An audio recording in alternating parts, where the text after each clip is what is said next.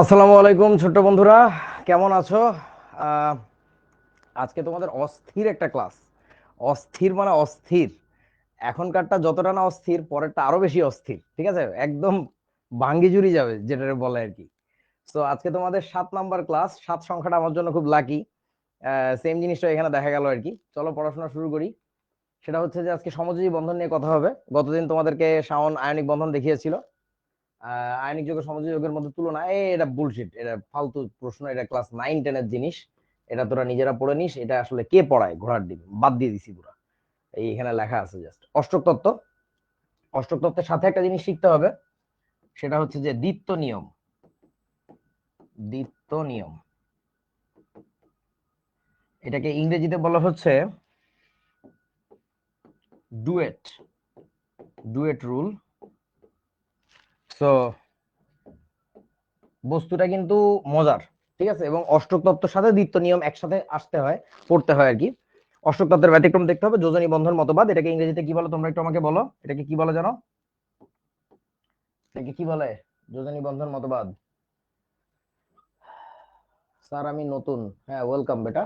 বলো যোজনী বন্ধন মতবাদের ইংরেজিতে আমরা কি বলি এটাকে? Valence bond theory, right.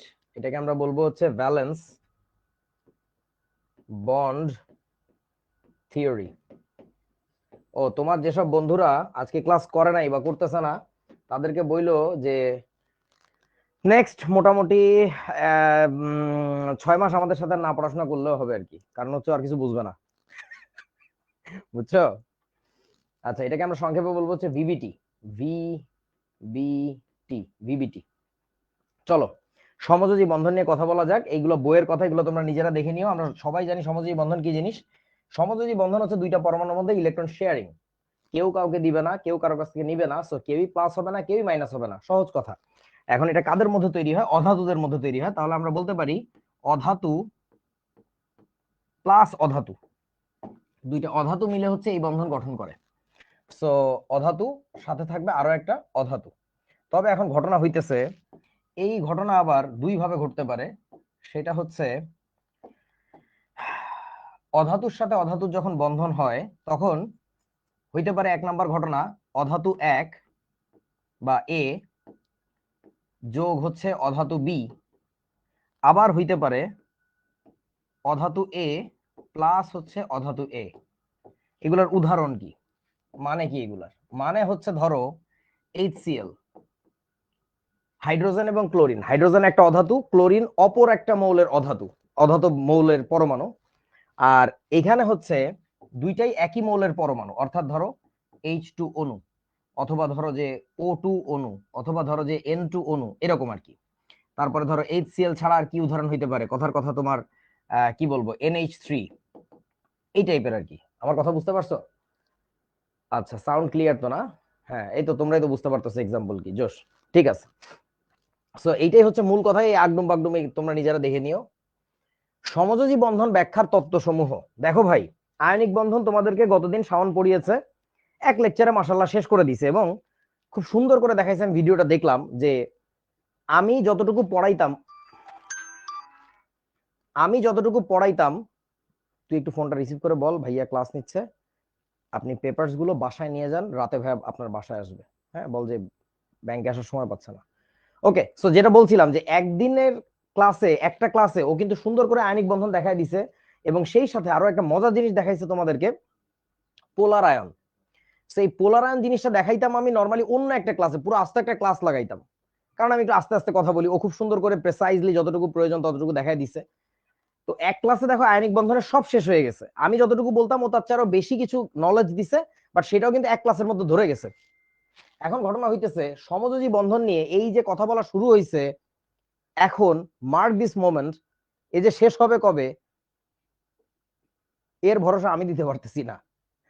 You know why? তোমার আশেপাশে এখনই তাকাও, যা কিছু দেখতে পাচ্ছ, whatever you are seeing or you are not even seeing, তার 99.99% না হইলেও অ্যাটলিস্ট 98% যৌগগুলো বা বন্ধনগুলো সমযোজী প্রকৃতির। সো সমযোজী যৌগগুলো এত বেশি উইয়ার্ড হয়, এত বেশি অদ্ভুত হয়, এগুলো ঠিক মতো আমরা ব্যাখ্যা করতে পারি না। মানে কি, কেন এর সাথে ওর বন্ধন হইলো? কেন ইতার লগে আবার উতারও হয় না একই স্টাইলে? কেন এর সাথে ওর 5টা পরমাণু নিয়ে হয়েছে কিন্তু একই রকম পরমাণু আরেকজনের ক্ষেত্রে যা 3টা হইলো? কেন বন্ড অ্যাঙ্গেলটা এরকম, কেন বন্ড স্ট্রেংথটা ওইরকম? এগুলো ব্যাখ্যার জন্য না আমাদের মাথা খারাপ হয়ে যাওয়ার মতো অবস্থা। কোনো একটা একক তত্ত্ব নাই যেটা দিয়ে সমযোজী বন্ধন সমস্ত প্রকার যৌগে বা সমস্ত প্রকার বন্ধনে আমরা তাদের বৈশিষ্ট্য ধর্ম ব্যাখ্যা করতে পারি। That is the reason why আমাদের অনেক রকমের তত্ত্ব লাগে, অনেক রকমের থিওরি লাগে। সো এটার জন্য সায়েন্টিস্টরা একটার পর একটা থিওরি দিয়ে গেছে। So still today, till now, এমন কোন একক তত্ত্ব নাই যেটা দিয়ে আসলে তুমি সবকিছু ব্যাখ্যা করতে পারবা। তখন আমাদের যেটা করতে হয়, বন্ধন স্থিতিশীলতার জন্য এক তত্ত্বে যাইতে হয়, বন্ধনের কোণ ব্যাখ্যার জন্য আরেক তত্ত্বে যাইতে হয়, ওই কোণের সূক্ষ্ম হিসাবের জন্য আরেক তত্ত্বে যাইতে হয়। মানে মাথা নষ্ট অবস্থা, বুঝতে পারছো? সো ঘটনা হচ্ছে আমরা সেই তত্ত্বগুলোর নাম একটু লেখার চেষ্টা করি। বলো প্রথমে কোন তত্ত্ব আসবে আমাদের কাছে? যদি সমযোজী বন্ধন ব্যাখ্যা করতে চাই তাহলে 1 নম্বরে কোন তত্ত্ব আসবে আমি বলে দিচ্ছি। এই তত্ত্বের নাম তোমরা 9-10-এ শুনছো, এই তত্ত্বের নাম তোমরা 9-10-এ শুনছো। বলো ভেবে দেখো কোন তত্ত্বের নাম শুনছো। আচ্ছা, মুকিত বলে ফেলছে অষ্টক তত্ত্ব, সাবাস, গুড। হ্যাঁ, অষ্টক তত্ত্ব, ইংরেজিতে বলে রুল অফ অক্টেট বা অক্টেট রুল। অষ্টক তত্ত্ব, আমার হাতের লেখা ভালো না, তারপরেও চেষ্টা করতেছি, সমস্যা নাই। এখন অষ্টক তত্ত্বের সাথে আরো একটা জিনিস শিখতে হয় বলছিলাম, সেটা হচ্ছে দ্বিত্ব নিয়ম বা দ্বিত্ব তত্ত্ব। দ্বিত্ব তত্ত্ব শুনতে কেমন লাগে আর কি, এই জন্য আমরা লিখি হচ্ছে দ্বিত্ব নিয়ম। আসলে দুইটা জিনিস একই, ইনফ্যাক্ট দুইটা জিনিসই আসলে একই। একটা তত্ত্ব বলছে হচ্ছে লাস্টের শেলে 8টা ইলেকট্রন থাকলে স্থিতিশীল হবে, আর আরেকটা তত্ত্ব বলছে হচ্ছে লাস্টের শেলে 2টা ইলেকট্রন থাকলে স্থিতিশীল হবে। সো কাদের ক্ষেত্রে 8টা, কাদের ক্ষেত্রে 2টা, সেই হিসাবটা হচ্ছে যারা ছোট পরমাণু তাদের ক্ষেত্রে হচ্ছে 2টা, যারা বড় পরমাণু তাদের ক্ষেত্রে 8টা। ট্রাস্ট মি, এর বাইরে আর কোনো কথা নাই। That's it, everything is all, মানে এইখানে আছে, এই কথাটুকুর মধ্যে আর কি, ঠিক আছে? আচ্ছা, তো এখন ধরো হাইড্রোজেন, হিলিয়াম, লিথিয়াম, বেরিলিয়াম, এই টাইপের ছোট ছোট পরমাণুর ক্ষেত্রে হচ্ছে দ্বিত্ব মানবে। একটু বড় পরমাণুর দিকে গেলেই তোমার তখন হচ্ছে অষ্টক মানা শুরু করবে আর কি, যেমন বোরন থেকে মেইনলি আর কি অষ্টক মানা শুরু করবে। সো যাই হোক, এটা হলো 1 নম্বর তত্ত্ব। 2 নম্বর তত্ত্ব কি বলো? What is theory 2? কেন থিওরি 2 তে যাওয়া দরকার হচ্ছে তার কারণটা শোনো। এই তত্ত্ব দিয়ে আমরা দেখব সব যৌগকে ব্যাখ্যা করতে পারি না, সব যৌগের ধর্ম বৈশিষ্ট্য ব্যাখ্যা করতে পারে না, প্রচুর ব্যতিক্রম আসে, যে কারণে তোমাদের তখন অন্য একটা তত্ত্ব লাগবে। সেই তত্ত্বের নাম কি বলো? আমাদের ব্রেক কয়টা দিব মেহেদি? 4:30। আচ্ছা, আসরের নামাজ তো, সমস্যা নেই। হ্যাঁ বলো। হ্যাঁ, সঠিক ধরছো মেহজাবিন এবং অন্যান্যরা, আদিবা, সাজিদ। বাহ, যোজনী বন্ধন মতবাদ, সবাই একটু লিখে ফেলো। যোজনী বন্ধন মতবাদ, এটাকে আমরা ইংরেজিতে বলি হচ্ছে ভ্যালেন্স বন্ড থিওরি। এটাকে আমরা ইংরেজিতে বলি, আচ্ছা এইখানে না লিখে পাশে লিখি, নিচে লিখি, ভ্যালেন্স বন্ড থিওরি, সংক্ষেপে বলবো ভিবিটি। আচ্ছা, তারপরে এই মতবাদের অনেক ত্রুটি পাওয়া যাবে, যে ত্রুটির কারণে আমাদের 3 নম্বর মতবাদ লাগবে। সেই মতবাদের নাম কি বলো? ভাবো, গেস করো। আদিবা বলতেছে আণবিক অরবিটাল তত্ত্ব, না, সংকরীকরণ, ক্রিস্টাল ফিল্ড, অরবিটাল। অরবিটাল আবার কি? হাইড্রোজেন বন্ধন। হাইড্রোজেন বন্ধন তো একটা বন্ধনের নাম, এটা তো কোনো তত্ত্বের নাম না। আচ্ছা, সেই তত্ত্বটার নাম হচ্ছে সংকরায়ন মতবাদ। এই মতবাদ নিয়ে একটা কথা বলি, তোমাদের সমস্ত বন্ধুরা জানে যে বিভিন্ন যৌগ দিলে তার সংকরায়ন বাইর করতে পারে, বাট ছাগলেরা জানে না যে এটা একটা থিওরির নাম যেটা আসলে সমযোজী বন্ধনকে ব্যাখ্যা করে, আর কিছুই না, ঠিক আছে? সো এটা হচ্ছে থিওরি অফ হাইব্রিডাইজেশন, ব্রিডাইজেশন, Z A T I O N বা এস দিয়েও লেখা যায়। তো এটাকে আমরা সংক্ষেপে বলবো হচ্ছে টিওএইচ, থিওরি অফ হাইব্রিডাইজেশন। এই মতবাদের অনেক ঝামেলা আছে, যে ঝামেলা দূর করার জন্য আমাদের আরো তত্ত্ব লাগবে, পরে আরো মডিফাইড রুল লাগবে। বলো 4 নম্বর তত্ত্বের নাম কি হইতে পারে? সেটা হচ্ছে, জাইন সাদিয়া বলতেছে হ্যাঁ পারি আমি, ঘোড়ার ডিম পারো, যাই হোক কিছু না, এটা পরীক্ষা আমাদের আসছিল, আসছিল তো বটেই, এটা তো পরীক্ষা আসার মতো একটা জিনিস, আসছিল। সন্নিবেশ, সন্নিবেশ তো তোমার বিশিষ্ট তালওয়ালা বলছে সন্নিবেশ। সন্নিবেশ সমযোজী বন্ধন একটা বন্ধনের নাম, আমরা চেষ্টা করতেছি সমযোজী বন্ধন নিয়ে আলোচনা করতে, সন্নিবেশ সমযোজী নিয়ে না। আর ওটা একটা বন্ধনের নাম, ওটা কোনো তত্ত্বের নাম না। হুম। আচ্ছা, তারপরের তত্ত্বটার নাম হবে হচ্ছে আমাদের ভিএস ইপিআর। ভিএস ইপিআর, এটার ফুল মিনিংটা হচ্ছে তোমার valence shell, valence shell electron, valence shell electron pair repulsion theory. আচ্ছা, সো এই ক্ষেত্রে দেখো এটাকে অনেকে বলে ভেসপার। আমি একটু বানানটা লিখে দেই, ভেসপার, এইভাবে বলে ভেসপার। এই কাজ করবা তো আমার কাছে চড় খায়, মানে দাঁত মুখ আউলায় ফেলাবো। খবরদার, ছ্যাঁচড়ামি করা যাবে না। আমার আমার পোলাপাইন ছ্যাঁচড়ামি করবে না। চোখ দিয়ে তাকায় দেখতো এটার উচ্চারণটা কি ভেসপার হয় কিনা। অ্যাব্রিভিয়েশন আর অ্যাক্রোনিম নাম শুনছোস? দুইটা ভিন্ন জিনিস। একটা হচ্ছে অ্যাব্রিভিয়েশন, এই একটু গুগল করে দেখতো।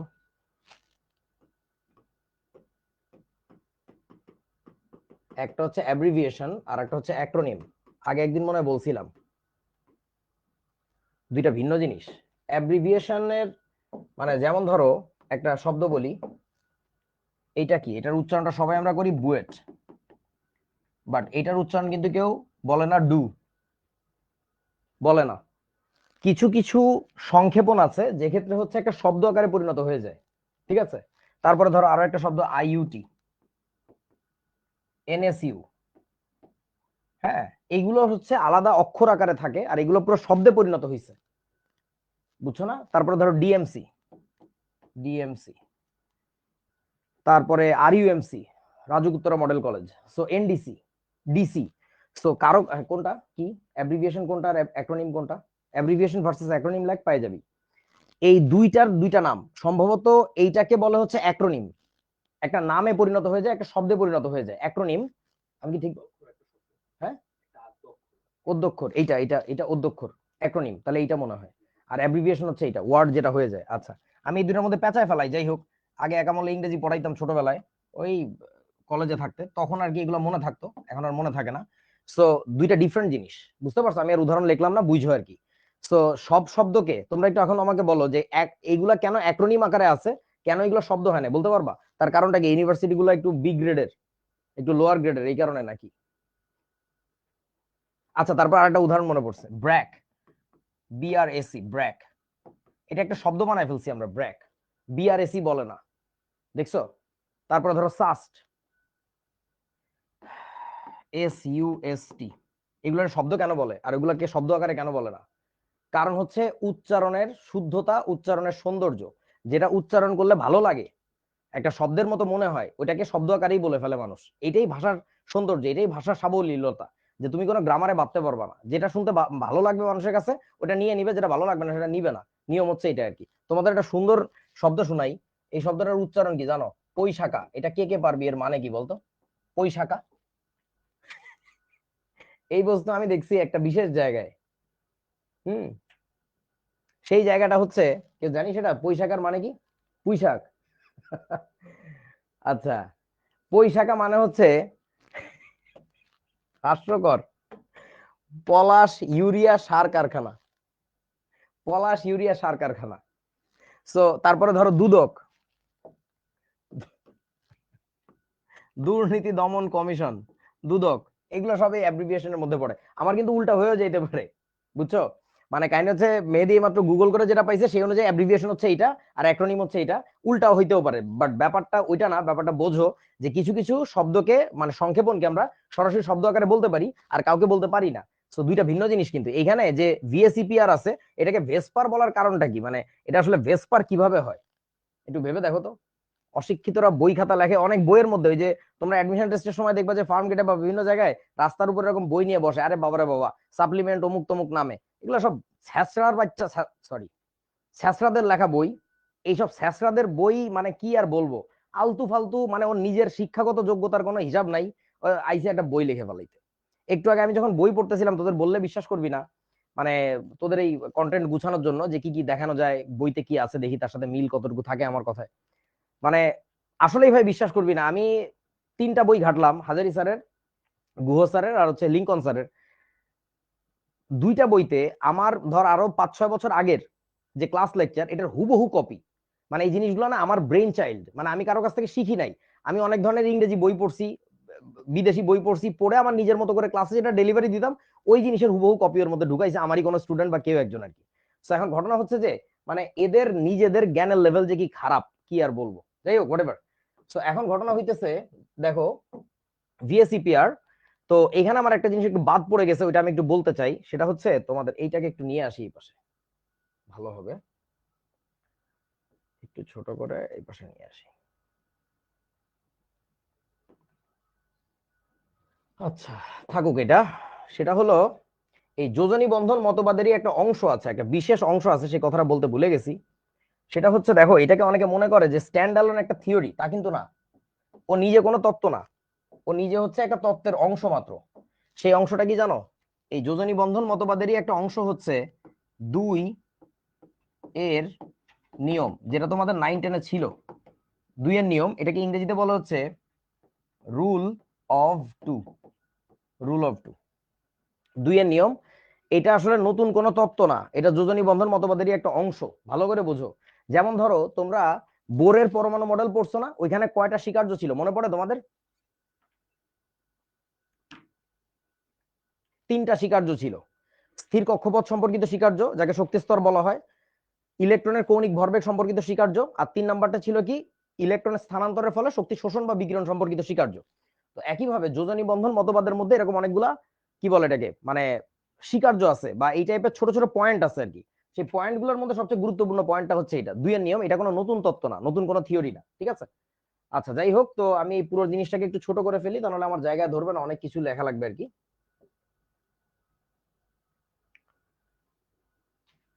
ওকে ঠিক আছে, ডান। আর কি তত্ত্ব বলো, এগুলার পরে আমাদের আর কি তত্ত্ব লাগবে ভাবো। সেটা হচ্ছে এখানে হইলো আমাদের ভিএসইপিআর থিওরি, মানে ভিএসইপিআর। তারপরে 5 নাম্বারটা হলো এই তত্ত্ব যেটা করে, এই তত্ত্ব আসলে স্ট্যান্ড অ্যালোন ওরকম বড় সড়ো কোনো জিনিস না, সংকরায়ন মতবাদের ফলে, আমি বুঝাবো পরে, আগে যা শুনে রাখো, সংকরায়ন মতবাদের ফলে আমরা অণুর যে অ্যাঙ্গেল গুলা পাই, যে অ্যাঙ্গেলে থাকার কথা পরমাণু গুলা অণুর মধ্যে, সেই অ্যাঙ্গেলটাকে না আরো সূক্ষ্ম হিসাবে মাপে। দ্যাটস ওয়াই হচ্ছে ভিএসইপিআর কাজ করে আর কি, ঠিক আছে? মানে এইটার কাজ হচ্ছে এইটা।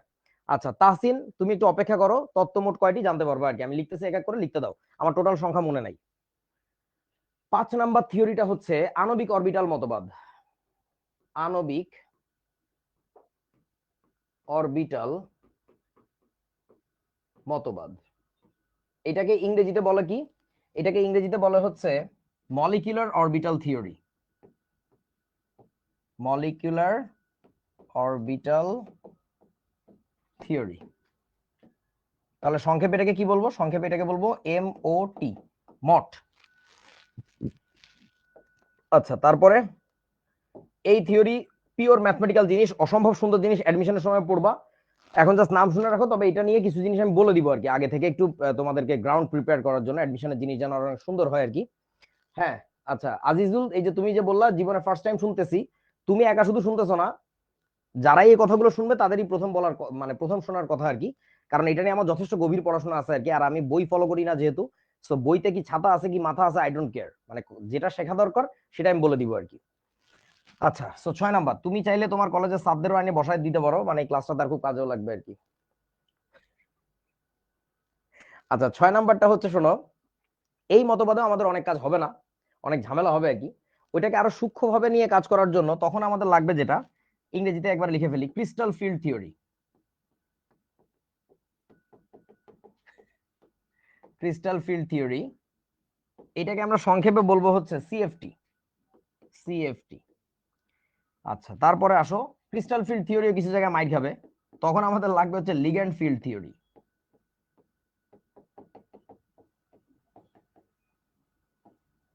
লিগ্যান্ড ফিল্ড থিওরি, এটাকে সংক্ষেপে বলবো আমরা এলএফটি। আচ্ছা এলএফটিও বেশ কিছু জায়গায় ধরা খাবে, তখন আমরা আরেকজনের কাছে আব্বা বলে দৌড়ায় যাব, সেটার নাম হচ্ছে ম্যাগনেটিক ফিল্ড থিওরি।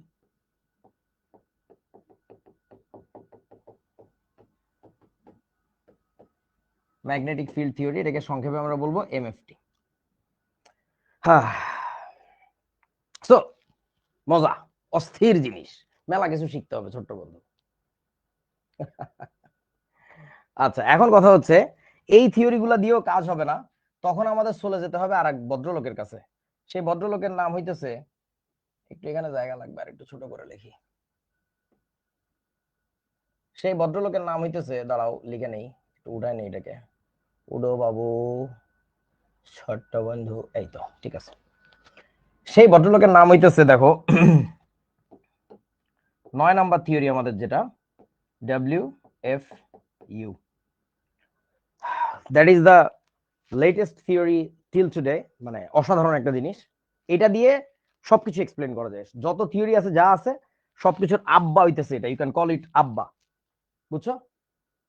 এই আর কি, পিকচার আবি বাকি है বেটা, রাইট।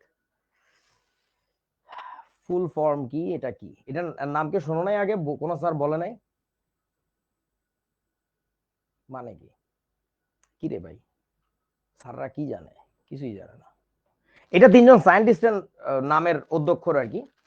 এটাকে আবার ওই যে কি জানি বলে, মেহেদি কি বললি, অ্যাব্রিভিয়েশন বানায় ফেলো না, এটাকে বলে না উফু, উফু কি, ওয়ার্ল্ড ফুড ইউনিয়ন, উফু। আচ্ছা, আমি নামটার ফুল ফর্মটা একটু লিখে দেই। ফুল ফর্মটা হচ্ছে, মনে করে নি, দাঁড়া,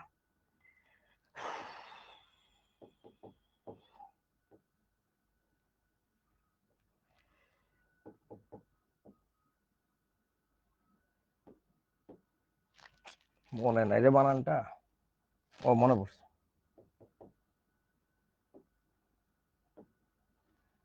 that's the name, that is the name, waiting for you, yes we are. ঘটনাটা ভালো করে বুঝো, এতগুলা থিওরি সায়েন্টিস্টরা একটার পর একটা বানাইছে, none of them are working properly entirely, but তাহলে আমরা আসলে এগুলো আলোচনা করতেছি কেন?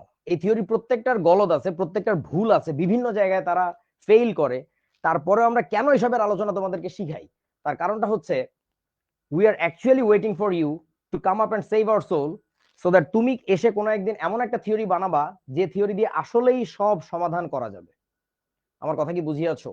নইলে এতগুলা থিওরি পড়ানোর দরকার ছিল না, এতগুলা কনসেপ্ট দেওয়ার দরকার ছিল না, সিম্পলি বইয়ে যা আছে এইভাবে মানে বমি করে ছেড়ে দিতাম আমি তোমাদের সামনে, তোমরা এটা গিলে খাইতা, পরীক্ষার হলে যে তোমরাও গিলে মানে কি বলে বমি করে ফেলে দিতা, এইভাবে আমরা চলতাম। আমরা কেন এতগুলা থিওরি তোমাদেরকে দেখাবো?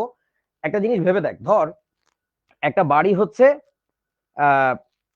7 তলা, তো সেই 7 তলার উপরে তোকে আমি একবারে নিয়ে চোখ বন্ধ করে তুলে বলে দিলাম এটা 7 তলা বিল্ডিং, তোর জীবন কিন্তু এখানেই শেষ। তুই আর অষ্টম তলায় যাইতে পারবি না বা অষ্টম তলা বানাইতে পারবি না নিজে থেকে, বিকজ তুই দেখছিস জন্ম থেকে ওই জিনিসটা ওই রকম।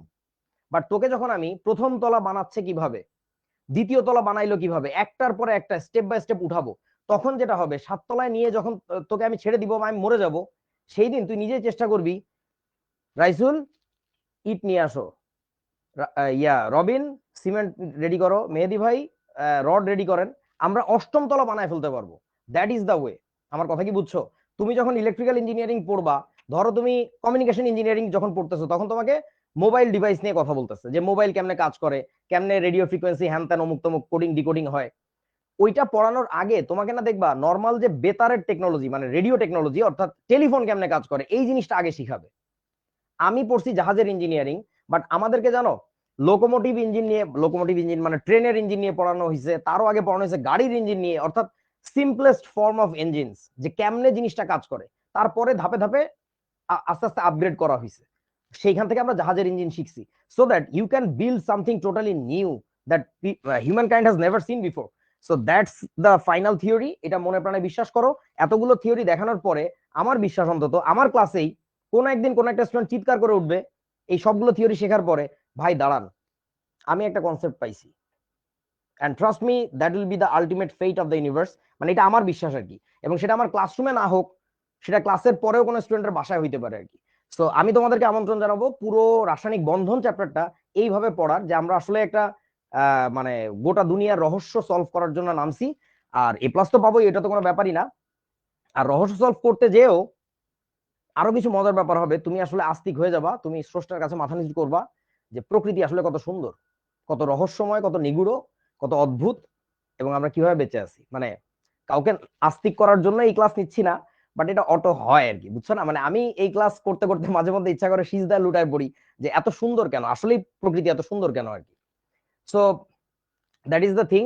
আর এখানে আরেকটা কথা আছে, সেটা কি এখন বলবো কিনা এটা বুঝতেছি না, আচ্ছা পরেই বলি আর কি। চলো।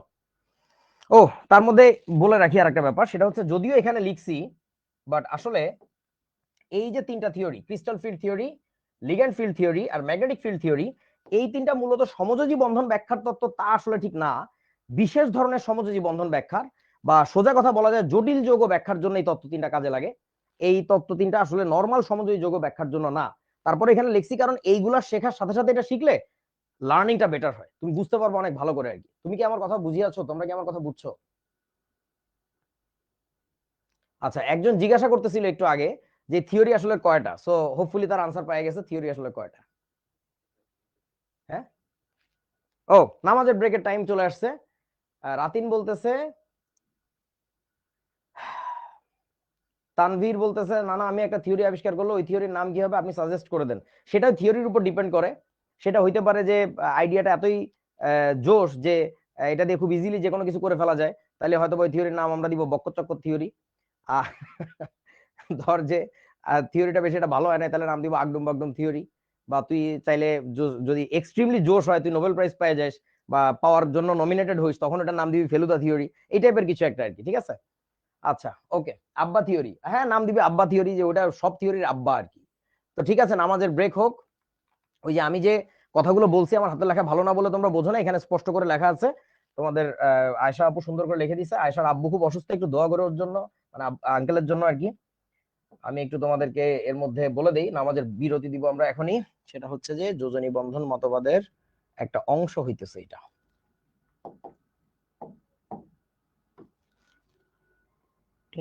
কত সুন্দর লাগতেছে দেখতে। এই তুমি মোটা হয়ে গেলে কেন? এই ঠিক হও না, এই তো ঠিক হয়েছে। এখন দুষ্টুমি করবে না আমার সাথে, হ্যাঁ, সুন্দর। নামাজের বিরতি, নামাজের বিরতি। তোরা জানিস আজকের এই ক্লাসটার জন্য কতদিন আমি অপেক্ষা করছি যে এদের সাথে কেমিক্যাল বন্ড আলোচনা করবো। নামাজের বিরতি কটা পর্যন্ত? 4:37 বাজে। সো 04:50 PM পর্যন্ত। টাটা।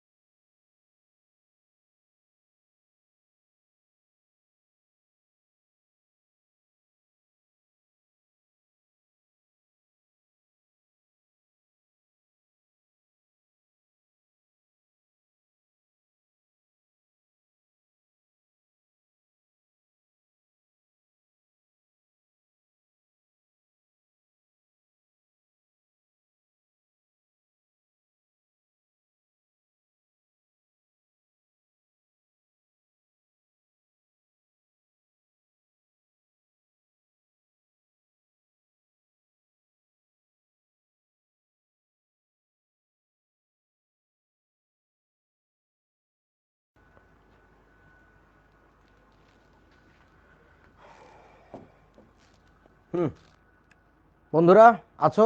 তাহলে আমরা কথাবার্তা শুরু করি। That is everything that you need to know. চলো এবার সমযোজী বন্ধন কি জিনিস, একটা আগডুম বাগডুম জিনিস যেটা দুটি পরমাণুর মধ্যে ইলেকট্রন শেয়ার হয়, এইভাবে দেখে বুঝবা না। সো তোমাদের জন্য একটা অ্যানিমেশন দেখানোর ব্যবস্থা করেছি। এই যে দেখো অ্যানিমেশন, এখানে কি হবে, এই যে দুইটা পরমাণু আলাদা ছিল সেপারেটলি, তারা যখন মার্জ করছে তখন বড় একটা জায়গা জুড়ে ইলেকট্রন ঘুরতেছে তাদের মধ্য দিয়ে। দ্যাটস হোয়াট ই কল সমযোজী বন্ধন। এটা আসলে বাচ্চারাও বুঝে, সেটা বলার কিছু নাই, বুঝে নিও। তবে একটা জিনিস একটু জেনে রাখবা যে এখানে দুইটা পরমাণু যখন মার্জ করে তখন যেটা হয়, এদের যে ইন্ডিভিজুয়াল কি বলে এটাকে, মানে ইলেকট্রন ক্লাউড, বাংলায় কি বলে, ইলেকট্রন মেঘ, যখন দুইটা নিউক্লিয়াস কাছে আসে তখন এই মেঘ দুইটা এরকম দুইটা পরমাণুর মধ্যে এরকম ডিস্ট্রিবিউটেড হয় এরকম করে। তখন এই জিনিসটাকে আমরা কি নামে ডাকি জানো? বলতে পারবা এই বস্তুটাকে আমরা তখন কি নামে ডাকি? যে ইলেকট্রন ক্লাউড বা ইলেকট্রনের যে চলার রাস্তা দেখতে পাচ্ছ, এটাকে কি বলে? হাইড্রোজেন বন্ড না, ভুল ধারণা, পুরো ভুল ধারণা। আমি এখানে দেবো পোলার আয়ন না, কি বলতেছো আবল তাবল এগুলা, মেরু হচ্ছে না। আচ্ছা, এটাকে বলে হচ্ছে আণবিক অরবিটাল। এইটাকে বলে আণবিক অরবিটাল। অরবিটাল কাকে বলে? ইলেকট্রনের চলার পথ, রাইট? যে 3D স্পেস দিয়ে ইলেকট্রন মুভ করে নিউক্লিয়াসের চারিদিকে, ওটাকে বলে অরবিটাল। সেটাকে বলা হচ্ছে আণবিক অরবিটাল। এই নামটা শুনে কার কার অদ্ভুত লাগতেছে বলো, কার কার অবাক লাগতেছে?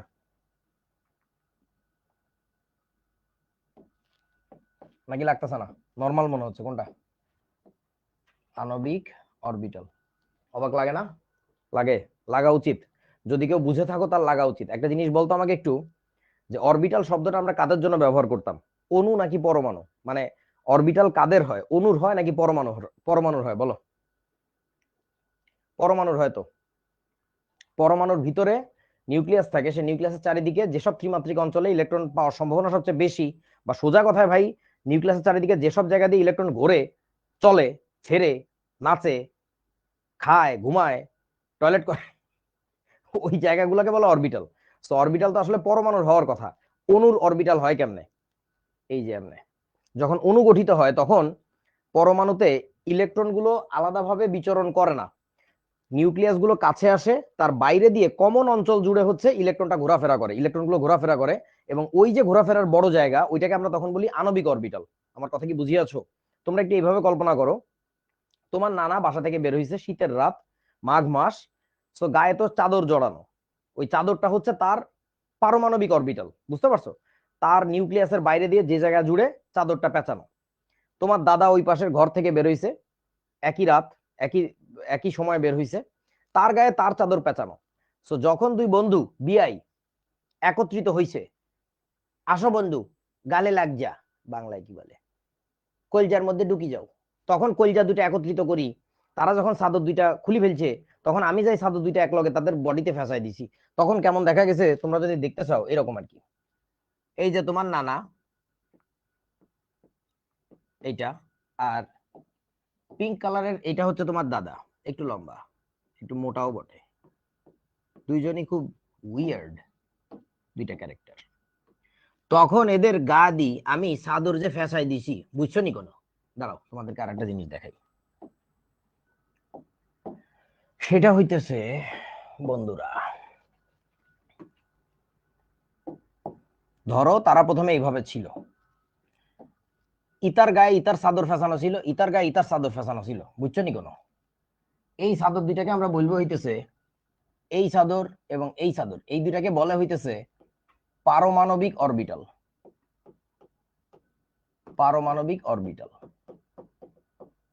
আর যখন এই বলদ দুইটা, সরি, বন্ধু দুইটা আমার এক একই লগে বসি থাকি, চাদর গাদি ফেস দিছে, এইটাকে আমরা কি বলবো বুঝছো নি কোনো? এইটাকে আমরা বলবো আণবিক অরবিটাল। কারণ এখন হচ্ছে অণু গঠিত হইছে, অণু গঠনের পরে গোটা জায়গাটা জুড়ে যে বস্তুটা ঘুরে বেড়ায়, যে জায়গা দিয়ে ইলেকট্রনটা ঘুরে বেড়ায়, ওটাকে আমরা বলি আণবিক অরবিটাল। এবং এই আইডিয়াটা টোটালি নতুন। এই আইডিয়ার ইনিশিয়েশন হয় বলা যায় যে যোজনী বন্ধন মতবাদে, বাট এর পরিণতিটা পায় হচ্ছে মলিকুলার অরবিটাল থিওরিতে, যেটাকে আমরা মট বলবো সংক্ষেপে। So that is the thing, যেটা নিয়ে তোমাদের কথা বলতে চাইছিলাম না, বাট এখন বলতেছি আর কি। ঠিক আছে, এই আর কি। ভালোবাসার চাদর বিছাই দিছে, ওরে বাবারে, ভালোবাসা নাকি এটা? আচ্ছা, শাইক আব্দুল্লাহ খুব সুন্দর একটা প্রশ্ন করছে, আণবিক অরবিটাল কি দুইটা পরমাণুর ক্ষেত্রে হয়? হ্যাঁ, ওই দুইটা পরমাণুর যে কমন অরবিটালটা ওইটাকে আমরা বলতেছি আণবিক অরবিটাল। এটা আবার দুই প্রকার, bonding orbital, anti bonding orbital, mathematical concept, এগুলো পরে এমওটি পড়ার সময়, অ্যাডমিশনের সময় শিখবা আর কি। আচ্ছা, যাই হোক, সো এটা নিয়ে কথা নাই, সহজ জিনিস। সমযোজী বন্ধন, এই গোড়ার ডিম লেখছে এখানে, এখানে বইয়ের থেকে নেওয়া বুলশিট, দেখো 9-10 জিনিস, এগুলো ব্যাপার না। আসো আসল খেলায় চলে যাই। তো সমযোজী বন্ধন এখন ব্যাখ্যার চেষ্টা করব। প্রথমে চলে আসবে আমাদের অষ্টক তত্ত্ব, দ্বিতীয় নিয়ম। শেষ শক্তি স্তর 8টি ইলেকট্রনের সেট গঠনের প্রবণতা, এটাকে কি বলে? এটাকে বলা হচ্ছে অষ্টক। 8টা ইলেকট্রনের সেট বানাবো আমরা, এটাকে আমরা বলবো হচ্ছে অষ্টক। আর শেষ শক্তি স্তরে 2টা ইলেকট্রনের সেট গঠনের প্রবণতা, এটাকে আমরা বলবো হচ্ছে দ্বিত্ব। তো দুইটা একই জিনিস। এটা কাদের ক্ষেত্রে হয়? For smaller atoms, for smaller size atoms, যাদের লাস্টের শেলে ইলেকট্রন ক্যাপাসিটি কম, তাদের ক্ষেত্রে ডুয়েট হয়। আর যাদের হচ্ছে তোমার পরমাণুর শেল সাইজ বড়, তাদের ক্ষেত্রে হচ্ছে অক্টেট হয়। বলার কিছুই নেই, মানে আসলে বাচ্চা জিনিস। এখন তোদেরকে যদি আমি জিজ্ঞাসা করি যে এইচসিএল অণুটি, মানে এইচসিএল যৌগটি বা যৌগের অণুটি অষ্টক নিয়ম মানে কি মানে না, বলো? নাকি অষ্টকের ব্যতিক্রম, বলো তো? আসলে এটা মানে, এটা অষ্টকও মানে দ্বিত্বও মানে, বইতে কিন্তু এত ক্লিয়ারলি বলা নাই। এইটা হচ্ছে দ্বিত্ব মানে, এই ভদ্রলোক হচ্ছে দ্বিত্ব মানে, আর এই ভদ্রলোক হইতেছে তোমার অষ্টক মানে। তো যদিও বলে অষ্টক মানে, বুঝায় যে অষ্টক দ্বিত্ব মানে, মানে কনসেপ্টটার নাম আসলে হওয়া উচিত ছিল অষ্টক দ্বিত্ব। মানে একই সাথে অষ্টকের কথাও বলে, দ্বিত্বর কথাও বলে, কিন্তু বইতে বলে শুধু অষ্টকের কথা। এভাবে বলাটা ঠিক না। ইনফ্যাক্ট শুধু আমাদের বইতে বলে তা না, ইন্টারন্যাশনাল সব বইতে একই কাজই করে, একই বলদামি করে। আচ্ছা, তারপরে ধরো তোমাকে যদি আমি বলি যে কি বলে মিথেনের কথা, মিথেন CH4, এটা কি মানে? CH4, তারও আনসার হচ্ছে কি জানো? বলো এটা কি মানে, অষ্টক না দ্বিত্ব?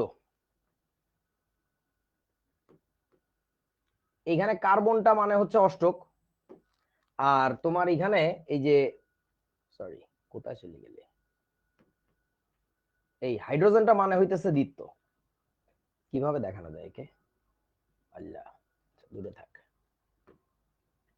ডিফারেন্ট কালার দেই। হ্যাঁ, এই ভদ্রলোকে মানে হইতেছে দ্বিত্ব, বুঝেছো? হাইড্রোজেন মানে হচ্ছে দ্বিত্ব, হয়ে গেল। আচ্ছা, তারপরে তোমারে যদি বলি আমি, ধরো কার্বন ডাই অক্সাইড CO2, বলো এই যৌগ কি মানে, অষ্টক নাকি দ্বিত্ব নাকি দোনোটা?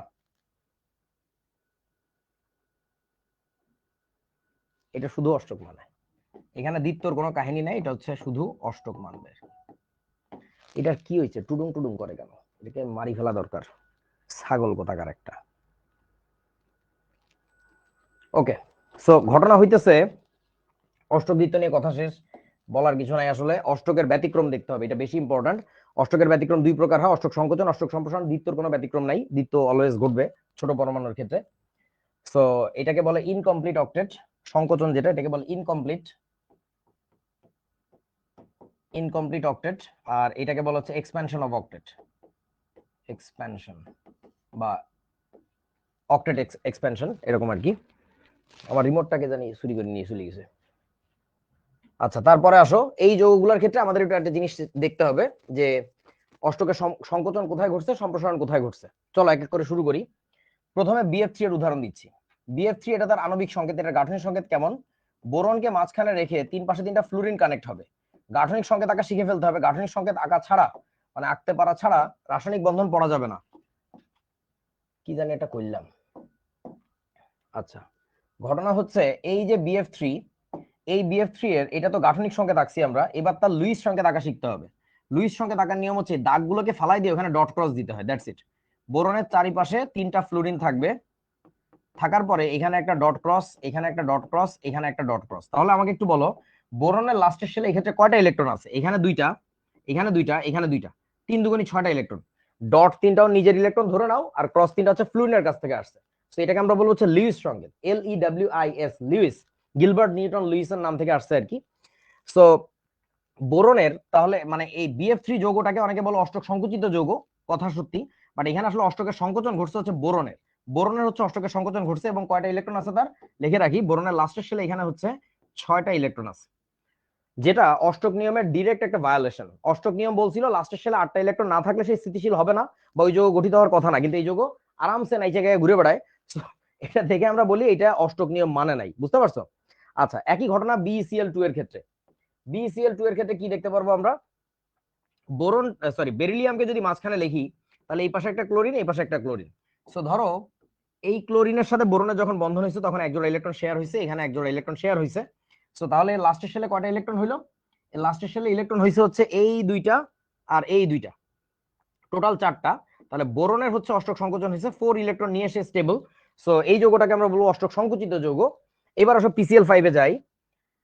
তাড়াতাড়ি যদি আমি এঁকে ফেলি, ফসফরাসের চারিদিকে 5টা ক্লোরিন থাকবে, 3 4 5।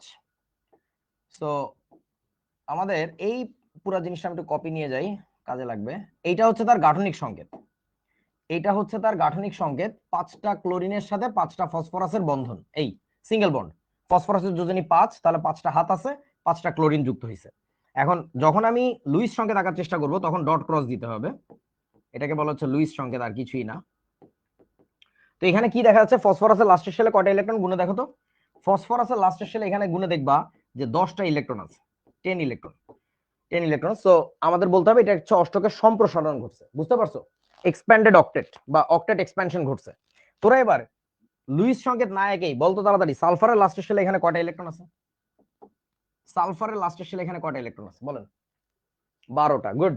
তার মানে বোঝা যাচ্ছে তো কেমনে হিসাব করে। সিম্পলি যতগুলো পরমাণু থাকবে ওই পরমাণু সংখ্যাকে 2 দিয়ে গুণ করে দিলে হয়ে যায়, কারণ হচ্ছে ওই পরমাণুটা কানেক্ট করার জন্য এখানে এক জোড়া বন্ধন জোড় ইলেকট্রন থাকবেই, বুঝা গেছে? 12টা ইলেকট্রন থাকবে আর কি, বুঝছস তো আমার কথা নাকি? বুঝিস কিন্তু। বলতো এখানে আয়োডিনের লাস্টের শেলে কয়টা ইলেকট্রন থাকবে তাহলে? 14টা, 7 দুগুণী 14। Good boys and good girls, nice. এবার আসো বন্ধু একটা কথা বলি, তাহলে এখানে নাইট্রোজেনের লাস্টের শেলে কয়টা ইলেকট্রন আছে বলেন তো, তাড়াতাড়ি বলেন। 6টা। থাপ্পড় খাইছো, একদম থাপড়া দাঁত ফলাই দিব।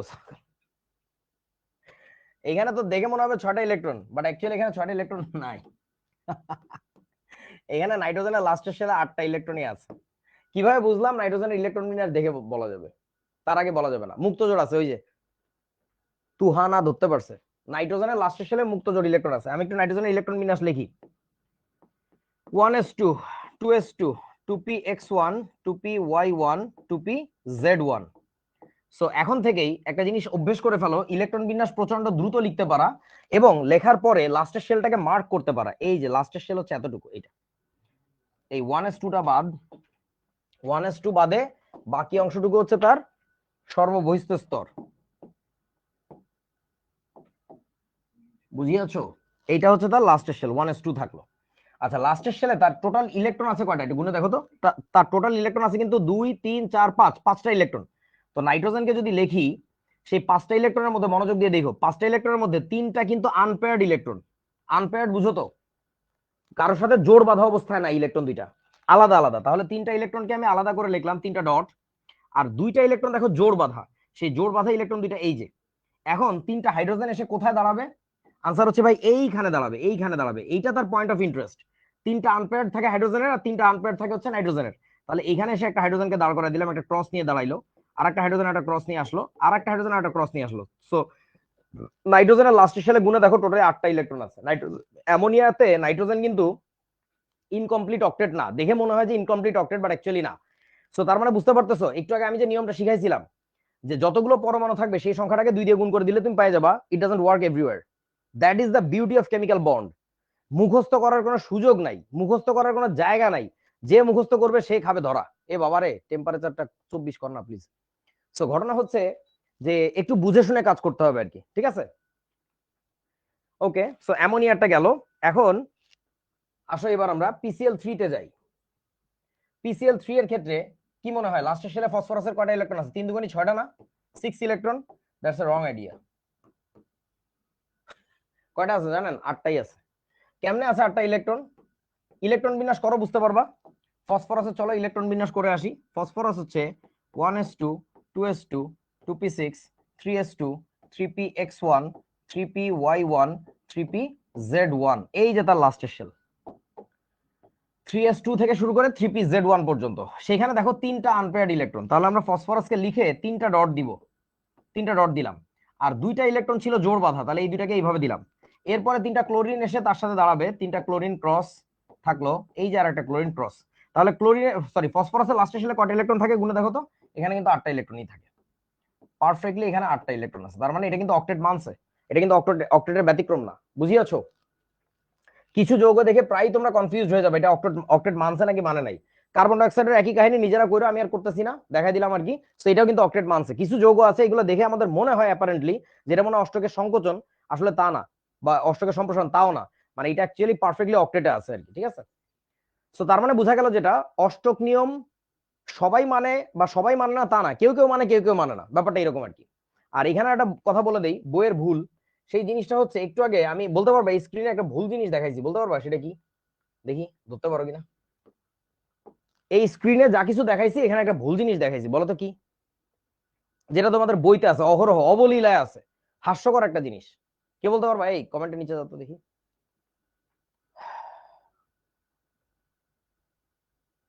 হচ্ছে না, প্রথম দিকে কয়েকজনের হয়েছিল হালকা করে একটু। সেই ভুলটা হচ্ছে এটা, এই ছাগলটা, এটা, that thing should not be discussed here. You know why? কারণটা হচ্ছে এই বস্তুটা, এই বস্তুটা, এই দুইটাই মানে এটা তো একই যৌগ, মানে লুইস সংকেত লিখছি, আণবিক সংকেত লিখছি, এগুলো হচ্ছে আয়নিক যৌগ। হ্যাঁ আমি জানি যে তার মধ্যে সমযোজী চরিত্র অনেক বেশি, দ্যাট ডাজন্ট নেসেসারিলি মিন যে তাকে তুমি সমযোজী বলে ডাকবা, বা তাকে তুমি সমযোজী যৌগের থিওরি দিয়ে ব্যাখ্যা করার চেষ্টা করবা, বা সমযোজী হিসাবে কনসিডার করবা। আয়নিক মানেই আয়নিক। এখন বুঝলা কিভাবে যে আয়নিক? কারণ হচ্ছে যে মুকিত বলে দিছে বেরিলিয়াম হচ্ছে ধাতু, তুহানাও ধরতে পারছে বেরিলিয়াম হচ্ছে ধাতু। ধাতু আর অধাতু যখনই থাকবে ওইটা ডেফিনেটলি ডেফিনেটলি ডেফিনেটলি আয়নিক যৌগ হবে, নো ম্যাটার হোয়াট। সেই যৌগের মধ্যে হতে পারে সমযোজী চরিত্র বেড়ে গেছে, but that doesn't necessarily mean you'll consider it as a অধাতু, আই মিন সমযোজী যৌগ, কোভ্যালেন্ট কম্পাউন্ড হিসেবে কনসিডার করা যাবে না। এটা ভুল, মারাত্মক ভুল, আমাদের বইয়ের ভুল। জাস্ট গুগল ইট, BeCl2 আয়নিক আর কোভ্যালেন্ট, দেখো গুগল কি বলে, জাস্ট গুগলে আগডুম বাগডুম ওয়েবসাইট হলেও দেখবা ঠিকঠাক মতোই বলে, কিন্তু আমাদের দেশের বইগুলোতে খুব অসাধারণ কাজ করে, তারা এইটাকে সমযোজী হিসাবে চিন্তা করে। তোরা এইভাবে চিন্তা করে দেখ, ধর কি বলে আমাদের মুকিত, মুকিতের নানা হচ্ছে একটু একটু একটু অন্যরকম আর কি। কিভাবে কথা বলে, আই মুকিতাই শোন না রে, একটু আয় না রে, আমরা চল খেলি, কুতকুত কুতকুত খেলবো, বেশিক্ষণ লাগবে না, মানে তার মধ্যে একটু ঝামেলা আছে আর কি, বুঝছো তো হোয়াট আই মেন্ট? তুই কি তারে ঈদের সময় শাড়ি চুড়ি কিনে দিবি নাকি? রবিন তারে শাড়ি চুড়ি কিনে দিতে চাচ্ছে, এটা কিছু হইলো? ফাজিল কোথাকার বেটা, তো বেটা সরি আই মিন আয়নিক যৌগ তো আয়নিক যৌগ, ওরে তুই সমযোজীর মধ্যে ফালাস কেন? আয়নিক চরিত্র কম, সমযোজী চরিত্র একটু বেশি, সো হোয়াট।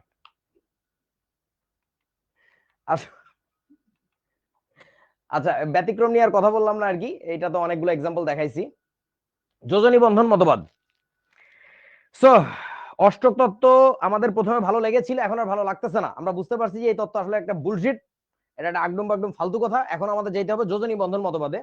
সো এই মতবাদটার ভিতরে অনেকগুলো স্টেপ আছে, অর্থাৎ তোমাকে বেশ কিছু সংজ্ঞা শিখতে হবে প্রথমে। যেমন ধরো বোরের মডেলে তোমাকে প্রথমেই কিন্তু ডেফিনেশন শিখাই নিছিল। কোন ডেফিনেশন বলতে পারবা কেউ, যে বোরের মডেলে প্রথমত কোন ডেফিনেশন শিখাইছিল, যে এই জিনিসটাকে এটা বলে এইভাবে ডাকবা, বলতে পারবা? কি? অরবিটাল না, শক্তি স্তরের আইডিয়া শিখাইছিল, যে ইলেকট্রন গুলো নিউক্লিয়াসের চারিদিক দিয়ে যে জায়গা জুড়ে ঘোরে, ওই জায়গাটাকে মানে কক্ষপথ নামে ডাকা যাবে না, ওটাকে বলতে হবে এখন থেকে শক্তি স্তর, কারণ ওই জায়গাগুলো ফিক্সড, ওই জায়গাগুলো মুভিং না। তো এইরকম অরবিট বা শক্তি স্তর, হ্যাঁ। তো এখন ঘটনা হচ্ছে একইভাবে যোজনী বন্ধন মতবাদ তোমার কিছু ডেফিনেশন শিখাই নিবে, তো আমি ওই ডেফিনেশন গুলো শিখাবো। চলো, প্রথম ডেফিনেশন যেটা, যোজনী কাকে বলে এবং যোজনী ইলেকট্রন কাকে বলে, দুইটা ভিন্ন জিনিস। আমাদের বইতে অহরহই পেঁচায় ফেলায়, জিনিসটা একটু ভালো করে ক্লিয়ার করো। এখানে কালার করা জায়গাগুলো ভালো করে দেখো। বহিস্থ স্তরে যতগুলো ইলেকট্রন থাকে, যতগুলো ইলেকট্রন থাকে এইটা হচ্ছে যোজনী ইলেকট্রন। আর বহিস্থ স্তরে যতগুলো অযুগ্ম ইলেকট্রন থাকে, নোটিস দ্য ওয়ার্ড অযুগ্ম, ডোন্ট রাইট ইট অ্যাজ বিজোড়। অনেক ছাগল এটারে বিজোড় বলে, আরে বলদ, বিজোড় মানে তো ভিন্ন জিনিস, মানে 7 9 এগুলোকে আমরা বিজোড় বলি, ওইভাবে বইলো না, বলো অযুগ্ম। ঠিক আছে, এই বিজোড় শব্দটা ব্যবহার করা হচ্ছে, অযুগ্ম বলা ভালো। আনপেয়ার্ড, ইংরেজিতে বলে আনপেয়ার্ড ইলেকট্রন থাকে, সেই সংখ্যাটাকে যোজনী বলে। তো আমরা যোজনী ইলেকট্রনকে ইংরেজিতে বলবো ভ্যালেন্স ইলেকট্রন। ওরে বাবারে, আজকে ক্লাসে অনেক টপিক শেষ করতে পারবো। আর যোজনী হচ্ছে ভ্যালেন্স বা ভ্যালেন্সি, দুইটা ভিন্ন জিনিস। এটাকে আমরা ভি দিয়ে লিখবো, এটাকে ভি দিয়ে লিখবো, বুঝিয়াছো? এখন এটার এক্সাম্পল চলো দেখি যে আসলে পার্থক্যটা হয় কোথায়। অনেকগুলো মৌল লেখা আছে, এদের ইলেকট্রন বিন্যাসটা আমরা একটু খেয়াল করি চলো। তাড়াতাড়ি নিজেরা করে ফেলো। ইলেকট্রন বিন্যাস ফার্স্ট হইতে হবে কেমিক্যাল বন্ড পড়তে গেলে। 1s2 2s2 2p6, sorry 2p6 হইলো কোথা থেকে, 2px 2py 2pz।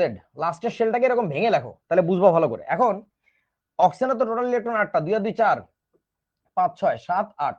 তাহলে এখন এই যে লাস্টের শেলে এই ভদ্রলোকের কি আছে দেখো, টোটাল লাস্ট শেলে যে ইলেকট্রন সংখ্যাটা, টোটাল লাস্ট শেলে যে ইলেকট্রন সংখ্যাটা, এটাকে আমরা বলবো হচ্ছে তার ভিই, ভ্যালেন্স ইলেকট্রন। তাহলে তার ভ্যালেন্স ইলেকট্রন কটা, গুণে দেখো 6টা, 6। এবার লাস্টের শেলে তার যে আনপেয়ার্ড ইলেকট্রন আছে এই দুইটা, এই যে দুইটা, এই দুইটাকে বলা হচ্ছে তোমার ভি। ওই ভদ্রলোকের ভি হইতেছে 2।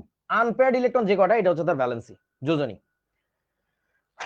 আচ্ছা, তারপরে চলো আমরা একটু ক্লোরিনেরটা দেখে আসি।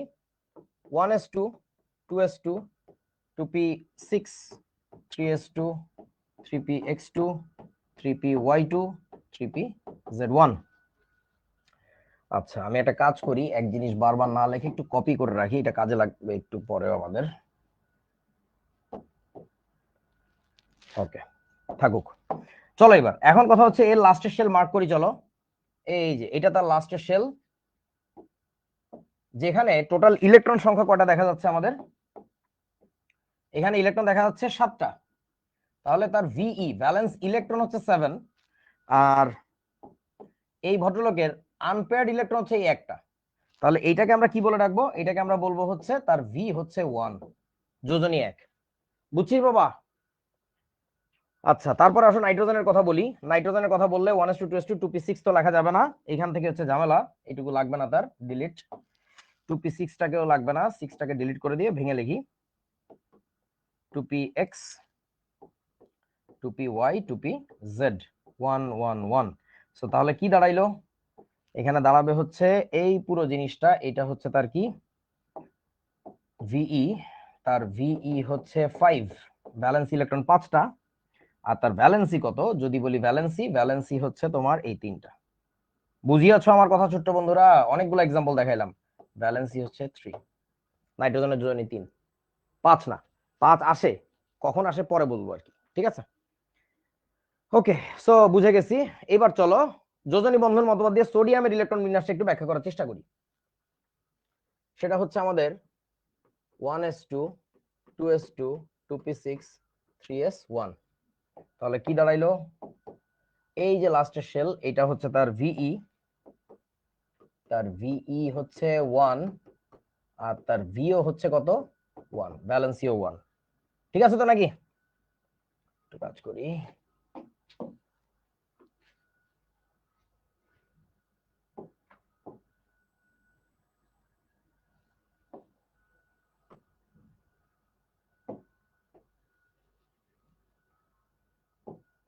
নিয়ে আসি একই তো ইলেকট্রন বিন্যাস, কাছাকাছি জিনিস সব নিয়ে চলে আসি। ওকে, সো এখন একটু একটু করে পার্থক্য হবে। এই 1 এর জায়গায় না হইতেছে না, আচ্ছা হোক, সমস্যা নেই। এর হচ্ছে 2, 3s2, তখন তার ভ্যালেন্স ইলেকট্রন হবে হচ্ছে কত 2, ভ্যালেন্স ইলেকট্রন হবে হচ্ছে 2। আর ভ্যালেন্সি কত হবে বলো তো, ভ্যালেন্সি কত হবে 2। কেমনে 2? এই বেটা, থিওরি মানতে হবে, থিওরি মানতে হবে। পূর্ব নির্ধারিত আইডিয়া নিয়ে চলা যাবে না, বুঝে শুনে বলো। ম্যাগনেসিয়ামের কি অবস্থা অ্যাকর্ডিং টু ভিভিটি, তার ভ্যালেন্সি কত 0 না? তার ভ্যালেন্সি কিন্তু আসলে 0, বুঝছো? যেটা দেখে দেখতে অড লাগতেছে যদিও, হোক না, মানে সত্য স্বীকার করতে হবে যে এই থিওরি অনুযায়ী তোমার ম্যাগনেসিয়ামের যোজনীর ওই অবস্থা হয়েছে। 2p6 এর পরে আমরা এখানে কি লিখবো, 3s2, তারপর হচ্ছে 3px1, আর 3py এ আছে অরবিটাল আছে বাট ইলেকট্রন নাই, 3pz0। এখন এটা হচ্ছে তার লাস্টের শেল। তো এখন বলো কি অবস্থা, তার ভি হচ্ছে, সরি ভিই, ভিই হচ্ছে 3, আর ভি কত, ভ্যালেন্সি কত, ভ্যালেন্সি হচ্ছে কত বলো 1, তার ভ্যালেন্সি হচ্ছে 1। এখন তোরা একটু আমাকে বল, are you people, are you people really satisfied with this two things, this one and this one? বলো, মেলে? হিসাবের সাথে মেলে? মেলে না। কেন মেলে না বলো?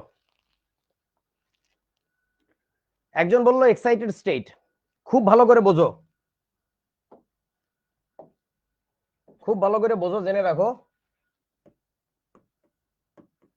ওই আগডুম বাগডুম বিভিন্ন জায়গা থেকে শিখে আসো বলে বলতেছি, এটা জেনে রাখো। বেড়া মানুষ স্যাতে না,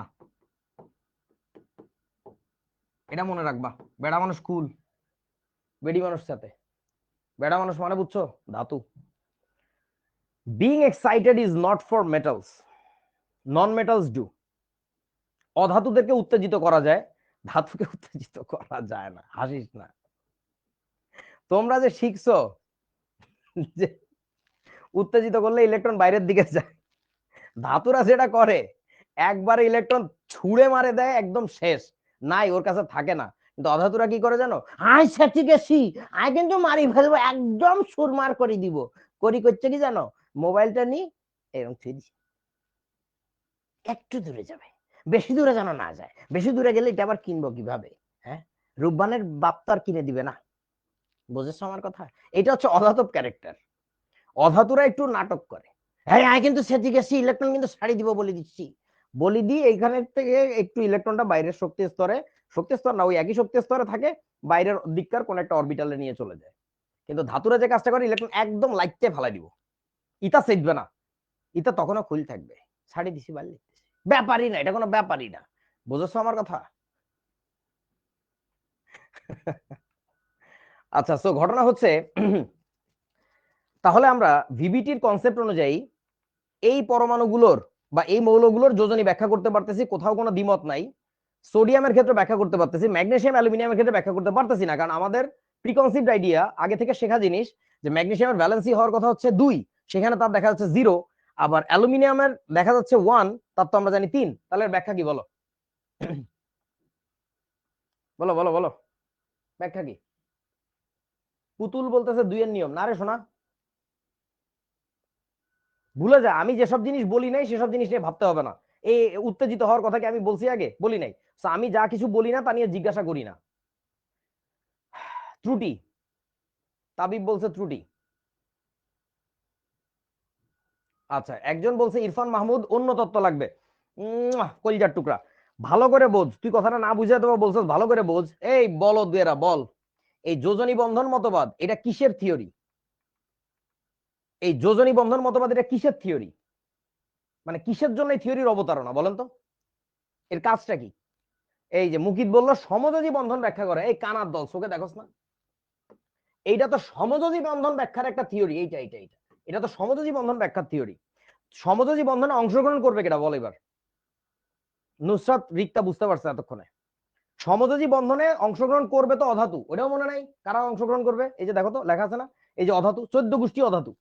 তুই অধাতুর জন্য বানানো একটা থিওরি যেটা অধাতুর জন্য কাজ করে, সেই কনসেপ্ট নিয়ে তুই কেন ঠাসতেছিস কার উপরে বলতো? কই গেল? এই ধাতুগুলোর উপরে তুই কেন ইমপ্লাই করার চেষ্টা করতেছিস? That theory was totally made for non metals, যে নন মেটালদের বন্ডিং এক্সপ্লেইন করব, তার জন্য তাদেরকে, দূর বেটা কেউ কিছু বুঝে না। ইতারা ধাতু বেটা, ইতাকে জন্য কেন এইসব কাণ্ড করতেছস? তুই যদি তোর নানার পরা টুপি তুই একটা হাতির মাথায় ছাপাস, যে তোমাকে ঈদের দিন একটা টুপি কিনে দিলাম, এটা কি করছ? এই বলদেরা, এই হাতিটা হইতেছে ধাতু, আর এই টুপি হইতেছে তোর নানির টুপি। তোর নানি নামাজ পড়তে টুপি পরে ছোটবেলায়। সো ঘটনা হচ্ছে কেমনে হবে, কেমনে হবে, ইট ডাজন্ট ম্যাচ। সো ঘটনা হচ্ছে তোমরা যখন বই পড়বা, তোমরা এখন ইউটিউবে হাজারটা লেকচার পাওয়া যায়, মেলা জ্ঞানীদের লেকচার, মাশাআল্লাহ ভালো, দোয়া করি ওদের হেদায়েত হোক এবং আল্লাহ ওদের আসলেই জ্ঞান দিক। একটা থিওরি নিয়ে যখন আরেকটার উপরে ইম্পোজ করে, আমার না লিটারালি মাথায় হাত ওঠে, আমারে দেখতে এরকম হাতির মতো লাগে। আমি হাতির মতো ছাই থাকি যে ইতাকো কি মাথায় কোনো জ্ঞান বুদ্ধি কিছু দিছে আল্লাহ? এই থিওরি বানানো হয়েছিল কিসের জন্য, এটা বানাইতেছে কিসের জন্য? ধর ব্যাপারটা এরকম, লেন্স বা ক্যামেরা, আমার সামনে ক্যামেরা বলে তাই বলতেছি আর কি। তোর কান পরিষ্কার করার জন্য একটা একটা একটা কটন বাডস পাওয়া যায়, হ্যাঁ, ওর মাথায় তুলা লাগানো সুন্দর, কি শান্তি। তুই এইটা দিয়ে ক্যামেরার লেন্স ক্লিন করবি, ক্যামেরার সেন্সর ক্লিন করবি, তুই তো কি বুদ্ধি শুদ্ধি আছে কিছু? কোনটা জিনিস কিসের মধ্যে কাজে লাগাইতেছস গরু ছাগল? বুঝছস? আচ্ছা চলো বন্ধু, এবার যোজনী বন্ধন মতবাদে দেওয়া দ্বিতীয় কনসেপ্ট শিখতে হবে। প্রথম কনসেপ্ট ছিল যোজনী কাকে বলে, যোজনী ইলেকট্রন কাকে বলে। সেকেন্ড কনসেপ্ট হচ্ছে সেন্ট্রাল অ্যাটম কি, এটাকে আমরা সংক্ষেপে বলবো CA, chartered accountant. CA central atom, peripheral atom PA, এগুলোর বাংলা কি আমি জানি না, আমি পড়ছি ইংরেজিতে, আমি কি করব। ইন্টারস্টিশিয়াল অ্যাটম, এটা তোমাদের না জানলে হবে, আইএ বলে আর কি, সহজ আইডিয়া, খুবই সহজ। ইন্টারস্টিশিয়াল শব্দটার অর্থ জানো? এটা বায়োলজিতে তোমাদের পড়ার কথা, ইন্টারস্টিশিয়াল।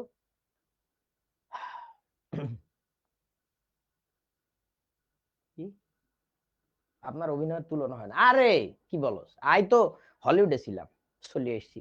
শাহিদ ভাই ফোন করেছে, আরে চলে আয় না, আয় না বাবু, আয় চলে আয়। হ্যাঁ, এখানে বড় বড় টিভি আছে, দেখবি সারা রাত। আমি চলে আইছি। আচ্ছা, কাহিনী হচ্ছে ইন্টারস্টিশিয়াল মানে অন্তর্বর্তী, অন্তর্বর্তী বলতে মধ্যবর্তী, মাঝামাঝি কিছু একটা আর কি, ঠিক আছে, ইন্টারমিডিয়ারি কিছু একটা। ওকে, সো এখন দেখো, এই যোজনী বন্ধন মতবাদ অনুযায়ী যে পরমাণুর বা যে মৌলের যোজনী সবচেয়ে বেশি থাকে সে হচ্ছে সেন্ট্রাল অ্যাটমের রোল প্লে করবে। আবারও বলতেছি, যার যোজনী বেশি থাকে, ঠিক আছে। সো ঘটনা হচ্ছে এই যৌগটার মধ্যে, পানির মধ্যে কার যোজনী কত? হাইড্রোজেনের 1, অক্সিজেনের 2, তাহলে অক্সিজেনটাকে আমরা কি লিখলাম, অক্সিজেনটাকে বলবো হচ্ছে আমরা সিএ, অক্সিজেনটাকে বলবো হচ্ছে আমরা সিএ, আর হাইড্রোজেনটাকে তখন আমরা বলবো হচ্ছে পিএ, পেরিফেরাল অ্যাটম। পেরিফেরি মানে হচ্ছে পরিধি, পরিধি বা গাত্র, মানে বাইরের সাইড। পেরিফেরি, পেরিফেরি শব্দের অর্থ হচ্ছে বাইরের সাইড, বুঝছস তো নাকি? তো এটা হচ্ছে সিএ অক্সিজেন, আর হাইড্রোজেন হচ্ছে এখানে পিএ। এই যৌগের মধ্যে কি অবস্থা? সালফার হবে হচ্ছে তোমার সিএ, ফ্লুরিন হবে হচ্ছে তোমার পিএ। যারা বুঝতেছো না তারা একটু খেয়াল করে দেখো, এখানে গাঠনিক সংকেতগুলো আঁকা ছিল, কোথায় গেল, হারাই গেল। এই যে, এই যে তোমার বোরনটা হচ্ছে তোমার সিএ সেন্ট্রাল অ্যাটম, আর এই ফ্লুরিন গুলা এগুলো হচ্ছে পিএ পেরিফেরাল অ্যাটম, বাইরে দিয়ে বসে আছে, বুঝছস তো? আচ্ছা, তারপরে এখানে ফসফরাসটা হচ্ছে সিএ আর ক্লোরিন গুলো হচ্ছে পিএ। সো বুঝাই যাচ্ছে কি জিনিস। এখন কেন্দ্রীয় পরমাণুর বা কেন্দ্রীয় মৌলের ডেফিনেশন কিন্তু ভিন্ন হয় আবার। এই থিওরিতে এইটা বলছে, কথাটা ভালো করে বুঝ, এই থিওরি অনুযায়ী এইটা, অন্য থিওরিতে গেলে আবার সিএপি এর ডেফিনেশন অন্যরকম আর কি। আচ্ছা, তারপরে এখন পিসিএল 5 এর তো দূর বেটা, এই পানি, হাইড্রোজেন পারঅক্সাইডে কে বল, হাইড্রোজেন পারঅক্সাইডে কে সিএ কে পিএ, অক্সিজেন হচ্ছে কি সিএ। এখন অক্সিজেনকে যে সিএ বলতেছি, এটা আসলে যোজনীর ভিত্তিতে না, এটা হচ্ছে গাঠনিক সংকেতের ভিত্তিতে। ভালো করে বোঝো, যে কোনো যৌগে কে যে সিএ কে যে পিএ কে যে আইএ, এটা বোঝার সবচেয়ে বেস্ট উপায় হচ্ছে এটা গাঠনিক সংকেত এঁকে ফেলা। গঠনের ক্ষেত্রে যে কেন্দ্রে বসে থাকে তারে বলে কেন্দ্রীয় পরমাণু, এটা হচ্ছে আলটিমেট ট্রুথ। ওইটাকে ম্যাথমেটিক্যালি যখন আমরা ট্রান্সলেট করি তখন ওইভাবে বলি যে যার যোজনী বেশি সে হচ্ছে কেন্দ্রীয় পরমাণু, বাট অ্যাকচুয়াল নিয়মটা হচ্ছে কেন্দ্রে যে বসে থাকে। আচ্ছা, এই কালির কয় হাত? 5 হাত না? এই বাটা 10 হাত দুর্গার। অশিক্ষিত, গুগল কর না, গুগল নিয়ে বসে আছে কয় জানি না। কালির 4 হাত, এরা কইতেছে।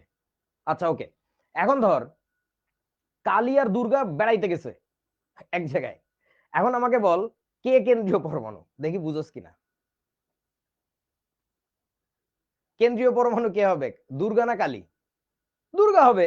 আরে ভাই তার হাত 10, 4 হাত না, হ্যাঁ ঠিক আছে। দুর্গার 10 হাত, দতে দুর্গা দতে 10। আমার এক স্টুডেন্ট আমার শিখাইছিল, ওর নাম হচ্ছে মৌ, ও হচ্ছে মেডিকেল ডাক্তার হয়ে গেছে এতদিনে, 10 ব্যাচ, ওরে বাবা অনেক সিনিয়র।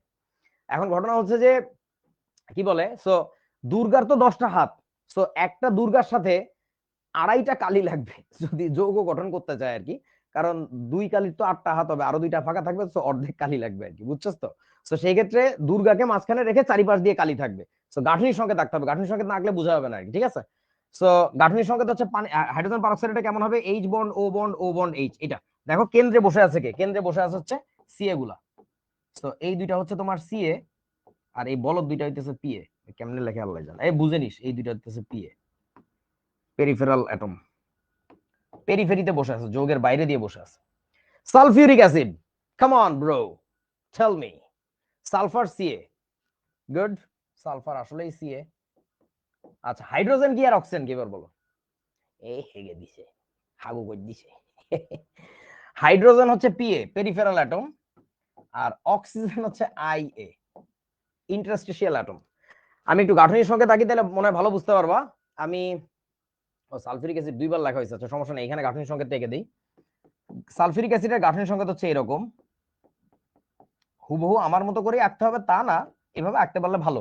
আর সালফিউরিক অ্যাসিডের গাঠনিক সংকেত আসলে depending upon the depth of your discussion change হয়, মানে এইভাবে লিখছি, এটা সবচেয়ে সিলি, সবচেয়ে বাচ্চা লেভেলের আর কি। এখানে সন্নিবেশ সমাজের অনেক খেলা দেখানো যায়, যাই হোক। তো এখন এখানে দেখো যে কেন্দ্রে যে বসে আছে সে তো সিএ হবে, বুঝতেই পারতেছি। বাইরে দিয়ে যে বসে আছে তাকে বলা হচ্ছে পিএ, এই দুইটা হচ্ছে পিএ। আর এই অক্সিজেন দুইটা, এইটাকে বলে আইএ, ইন্টারস্টিশিয়াল, মানে দুই পাশে বিভিন্ন পরমাণু আছে, সো এইটা হচ্ছে তোমার আইএ। এখন তোরা একটু আমাকে বলতো বন্ধু, এই দুইটা কি? হ্যাঁ, এই দুইটাও কিন্তু পিএ, এরা কিন্তু আইএ না। এখানে সব অক্সিজেন আইএ না, মানে এই মানে স্ট্রাকচার, ভাই physically you have to understand the structure, যে অ্যাকচুয়ালি জিনিসটা কেমন। তোরা একটু ভেবে দেখ স্ট্রাকচার জিনিসটা কত বেশি ইম্পর্টেন্ট। এই উদাহরণ আমি তোদেরকে আগেও দিছি, দুই চাকার জিনিস। একটা গান শুনবি, মানুষ একটা দুই চাকার সাইকেল, কি ওই কি জানো, গান বাংলা না কি, গান বাংলা রিমেক করা যে গানটা, ওটা শুনবি, অসাধারণ। এবং গানের প্রতিটা লাইন ফিল করবি যে মানুষের জীবনটা আসলে কেমন। এবং ওইখানে তুই তোরা দেখে অবাক হবি, গানটা না সেই আমলে লেখা লালন গীতি টাইপের একটা গান, নাকি লালন গীতিও হইতে পারে আমি জানি না, বা শাহ আব্দুল করিমের। এখন ঘটনা হচ্ছে আমার মনে নাই। তো এই গানটার মধ্যে দেখবি অনেক সায়েন্স আছে, অনেক সায়েন্স আছে। এবং ভাববি যে এই মানুষগুলো তো পড়ালেখা করে না এরকম, তো উনারা আসলে এই হাই লেভেল সায়েন্স শিখলো কোথেকে আর কি। ওকে, পিএ কেন পেরিফেরাল অ্যাটম? পেরিফেরি বোঝো না শোনা? ধরো এইটা একটা ঘোড়ার ডিম, তার চারিদিকে এইসব জিনিস যুক্ত আছে, হ্যাঁ এইরকম। আর এদের বাইরে দিয়ে আবার আরো আগডুম বাগডুম আছে আর কি, এখানে একটা জিনিস, এখানে একটা জিনিস, এরকম কানেক্টেড আছে। সো তাইলে কি হবে, তোমার এইটা হবে হচ্ছে সিএ, এইটা হবে হচ্ছে পিএ, এইটাও হবে পিএ, এইগুলাও পিএ, এইটাও পিএ, এইটাও পিএ, এইটা হবে হচ্ছে আইএ, এইটাও হবে হচ্ছে আইএ। মানে whatever it has something both inside, এটা হচ্ছে আইএ। দুই পাশে জিনিসপাতি থাকলে তারে বলা হচ্ছে আইএ, বুঝছস তো? আচ্ছা হ্যাঁ, শাখা উপশাখা বাইরে হইলে আর কি। আচ্ছা এইগুলো তো দেখাইতে পারলাম না, তোরা নিজেরা করে নিস। নাইট্রোজেন এখানে হচ্ছে সিএ, সিএটা মেইন ইম্পর্টেন্ট, এটা আইএ, এটা পিএ। আর ওই অক্সিজেনেরও সব কিন্তু আইএ হবে না, দেখতে হবে গাঠনিক সংখ্যা থেকে। এইবার বলেন খুব বিখ্যাত প্রশ্ন, আমার খুব পছন্দের, এইচসিএল এর ক্ষেত্রে কি হবে বলো? এইচসিএল এ কে পিএ, সিএ কে পিএ, কে আইএ? আইএ তো এখানে থাকবে না। ক্লোরিন হচ্ছে সিএ, কোনোটাই না। ইয়েস, দ্য আনসার ইজ কোনোটাই না। দ্বিপারমাণবিক অণুর ক্ষেত্রে সিএপিএ আই এর কনসেপ্ট লাগে না, মানে প্রযোজ্য না আর কি, সোজা কথা। মানে দ্বিপারমাণবিক বুঝছস তো, এখানে দুইটা পয়েন্ট মাত্র, সেখানে কোনো সেন্টার নাই। সেন্টার আছে বাট সেন্টারে কোনো পরমাণু নাই, ভালো করে বোঝ, আমার কথা ভুল বুঝিস না। একটা একটা একটা জিনিসের দুই মাথায় দুইটা জিনিস, এখানে হাইড্রোজেন, এখানে ক্লোরিন। তো এর তো সেন্টার আছে বাট এর সেন্টারে কোনো পরমাণু নাই, দ্যাটস ওয়াই আমরা বলি এই যোগে কোনো সিএ নাই। যোগের সেন্টার আছে বাট সেন্ট্রাল অ্যাটম নাই, বুঝছস তো? এই আর কি, বুঝা গেছে? তো এইটার একটা ইতিহাস বলি, ঘটনা বলি, ওই শাওনদের ব্যাচের ঘটনা, 2014, আই স্টিল রিমেম্বার। মতিঝিলে, সো ক্লাসে এরকম জিজ্ঞেস করছি যে এই অ্যাডমিশনের সময় ক্লাস, তো তখন জিজ্ঞেস করছি যে বলতো এইচসিএল এর ক্ষেত্রে, গাধা ব্যাচ কিছু বোঝে না, কথাবার্তা বললে আ করে চাই থাকে, এগুলো কি বলছে সে। তো বলছি বলতে এইচসিএল এর ক্ষেত্রে কেন্দ্রীয় পরমাণুকে, তা এক মেয়ে হাত তুলে বললো ভাই কার্বন। আমার তো চোখ মুখ বড় হয়ে গেছে, আল্লাহরে এখানে কার্বন পাইছে কোথায়? এদিকে তাকানো মাত্র পিছন থেকে আরেকজন বললো হ্যাঁ এখানে লিথিয়ামটা তাইলে পিএ। ভাই রে ভাই, হাইড্রোজেন কার্বন লিথিয়াম আছে এখানে, অল্প একটু লিথিয়াম, এই জন্য ছোট হাতের এল। বুদ্ধি অসাধারণ, মানে এদের সাথে কথা বলার কোনো উপায়ই নাই, বুঝেছো? এখানে কোনো সিএপিএ কিচ্ছু নাই। তবে কিছু বিশেষ ক্ষেত্রে সিএ বলে ডাকা হয় ক্লোরিনকে, কিছু বিশেষ ক্ষেত্রে, তোমরা ওই লেভেলে এখনো উঠে নাই, বহু পরের কথা। আসো তোমরা এই কাজটা, নামাজের ব্রেক দিতে হবে না? ও, বহু কিছু বাকি এখনো, কেমনে দেখাইতাম। ও আচ্ছা, ওকে। আচ্ছা দেখো, এই প্রশ্নের উত্তর দিতে হবে এখন। দেখাও যে সালফারের যোজনী 2 4 6 সম্ভব, এটা কিভাবে দেখাইতে হয় শোনো। এই আইডিয়াটাও, এই যে এখন দেখা যাবে উত্তেজনার আইডিয়া, এইটা হচ্ছে উত্তেজনার আইডিয়া, যে আইডিয়াটারও জনক হইতেছে কে জানো? ভিভিটি। ভিভিটি থেকে আইডিয়া পাওয়া গেছে যে অ্যাটমস ক্যান বি এক্সাইটেড। তাদেরকে উত্তেজিত করা যায়, তাদেরকে হিট আপ করা যায়, বা আরো অন্যান্য প্রসেস আছে। এটা করলে যেটা হয়, তাদের ইলেকট্রন গুলো অপেক্ষাকৃত বাইরের অরবিটালে যায় আর কি, শক্তি স্তরে যায় বলা যাবে না, ওই শক্তি স্তরে অবস্থান করে একটু বাইরের দিকে অবস্থান করে, এটাকে বলা হচ্ছে এক্সাইটেড স্টেট। সো আমি একটু সালফারেরটা দেখাই দিই, প্রথম প্রশ্নটা দেখাই দিই। সালফারেরটা আমি একটু অন্য একটা স্লাইডে যে দেখাই, এখানে তো দুইটা প্রশ্ন ধরবে না, আয়শা এক স্লাইডে দুইটা দিচ্ছে, এইখানে দেখাই আর কি। দেখাও যে সালফার এর V246 এই তিনটা, এটা দেখাইতে হবে। কেমনে দেখাবো চলেন। প্রথমে সালফারের ইলেকট্রন বিন্যাস লেখো, 1s2 2s2 2p6 3s2 3px 3py 3pz 211। So এই যে সালফারটা দেখতে পাচ্ছ, এই সালফার কি বলো, এই সালফারের যোজনী কত? এখন যে সালফারটা দেখতে পাচ্ছ এটা যোজনী কত?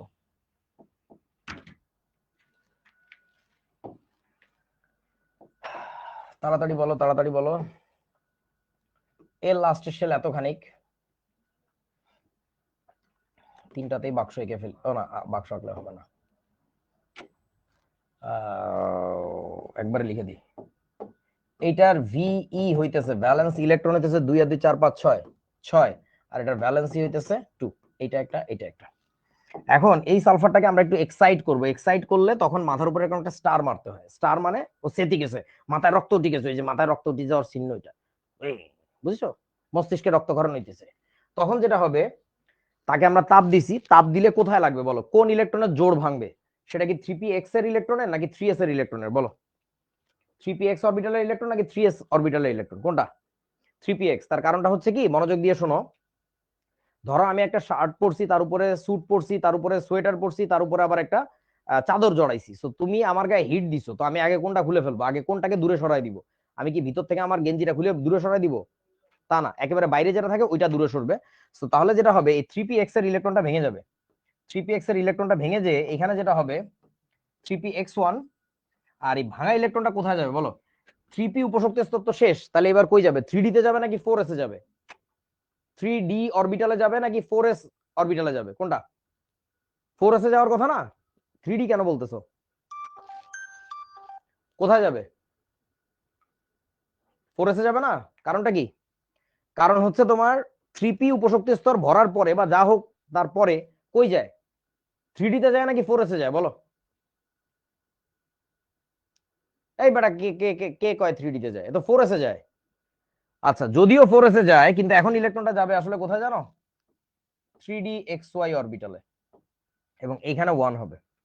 3dxy তে ইলেকট্রনটা ঢুকবে, বা 3dyz মানে কোন একটাতে ঢুকবে আর কি, 3d উপশক্তি স্তরে যাবে, এইটুকু নিশ্চিত করে বলা যায়। তার কারণটা হচ্ছে কি, এই যে ইলেকট্রনটা 3p উপশক্তি স্তরের পরে 3d তে না যায়, যে 4s এ যায়, এটা কোন নিয়ম অনুযায়ী যায় আমাকে একটু মনে করে বলো। Q1 তোমাদেরকে এইচএসসি যখন পড়ানো শুরু করছিলাম তখনকার কথা, যে কোন নিয়ম অনুযায়ী যায় বলো, সেই নিয়মটার নাম কি? আউফবাউ নীতি। গুড। সো এখন ওই সেই Q1 এর ওই ক্লাসটা বের করে আজকে আবার একটু রিভিউ করবা। তখন একটা কথা স্পষ্ট করে বড় বড় করে লিখে দিছিলাম, আউফবাউ নীতি শুধুমাত্র এবং কেবলমাত্র মুক্ত বিশুদ্ধ পরমাণুর জন্য প্রযোজ্য। মুক্ত বিশুদ্ধ পরমাণু অর্থাৎ যে পরমাণুটা কোনো বন্ধনে অংশগ্রহণ করতেছে না, বাট এই পরমাণু যে এক্সাইটেড হচ্ছে, কেন এক্সাইটেড হচ্ছে? একা একা সেদিকে গেছে না, সে কারোর সাথে বন্ধনযুক্ত হইতে যাচ্ছে বা বন্ধনযুক্ত হয়ে গেছে, তার জন্য। আমার কথা কি বুঝছো? সাদিয়া আফরিন বলতেছে ও মনে পড়ছে, বুঝেছো বন্ধুরা? আচ্ছা, তাহলে এটা চলে গেল 3dxy1 এ। তাহলে এবার বলো লাস্টের শেলের কি অবস্থা? এই যে তার লাস্টের শেল, তার লাস্ট শেলে দেখো তার ভিই কত? 2 3 4 5 6, এখনো 6, ভি সারা জীবনই 6ই থাকবে দেখবা। আর তার ভ্যালেন্সি কত? তার ভ্যালেন্সি হচ্ছে 4। 1 2 3 4, চারটা ইলেকট্রন আছে, বুঝিয়াছো? বাকিটা নিজেরা করে নিও। তবে এই ক্ষেত্রে আমি যে কাজটা করি সেটা হচ্ছে যে এস এর মাথায় এবার দুইটা স্টার মারি, এটা আমার স্টাইল। এটাও দেখবো কয়েক বছর পরে বইয়ের মধ্যে ঢুকে গেছে, এই স্টাইল কপি করার অভ্যেস, সোরের দল বই লেখে। যাই হোক, ডাবল স্টার কেন দেয়? বইতে একটা স্টারই দিয়ে রাখে, কারণটা হচ্ছে এই সালফারের এই সালফার তো একই লেভেলে না, একই জিনিস না। So in order to mean that, আমি এখানে একটা স্টার দিই, এখানে দুইটা স্টার দিই। ডাবল স্টার মানে হচ্ছে বেশি সেটি গেছে, মাথায় বেশি রক্ত উঠে গেছে, বুঝছো? সো তাহলে এখন কি হবে, 3px এর ইলেকট্রন দুটো তো ভাঙলো, 3s এর দুটো ভাঙবে। ভাঙার পরে কি হবে বলো? 3dxy অরবিটালে তো গেছিল আগেও, এইবার লাগবে 3dyz। তবে এখানে আসলে আমরা কনফার্ম করে বলতে পারবো না যে কোন অরবিটালে যাবে, কারণ 3d উপশক্তি স্তরের যে অরবিটাল গুলো 3pxy 3dxy 3dyz 3dzx 3d x square minus y square এবং 3dz স্কয়ার সবগুলারই শক্তি সমান। সো ইউ ক্যান নেভার সে যে আসলে এই 3px এর ভাঙা ইলেকট্রনটা 3dxy তে গেছে, যে কোনো 3d উপশক্তি স্তরে যাবে, এতটুকু বলা যায় আর কি। আচ্ছা, তাহলে এখানে 3s হয়ে যাবে 1, 3px হয়ে যাবে 1, এখানে 1, এখানে 1। তাহলে এবার লাস্টের শেলের কি অবস্থা তার? এই লাস্টের শেলে এখানে তার ভিই এখনো আছে হচ্ছে 6 এবং তার ভ্যালেন্সি হয়ে গেছে কত গুণে দেখেন 6। কেন? 1 2 3 4 5 6, that's way, that's the way. বুঝিয়াছো? সো এইটা তোমরা নিজেরা করে নিও। ক্লোরিনের কিভাবে যোজনী 1 3 5 7 হয় এটা তোমরা দেখাবা। এটা হচ্ছে HW দিলাম হোমওয়ার্ক, আর একটা তো করে দিলাম 2 এর নিয়ম। সো 2 এর নিয়ম থেকে আমরা পরের ক্লাসে শুরু করব। আমি দেখাইতে পারলাম না, এখন অনেক আলোচনা বাকি ছিল আর কি আমার। সো সমস্যা নাই, আমি আশা করছিলাম যে অনেক কিছু দেখাইতে পারবো, পারি নাই, it's alright. Concept build up করা জরুরি। সো ধীরে আগাও, দ্যাটস গুড। আমরা পরের ক্লাসটা একটু লম্বা করে নিব, এই আর কি। পরের ক্লাস কয়টা জানো? 6টায় exactly. So tata, thank you everyone.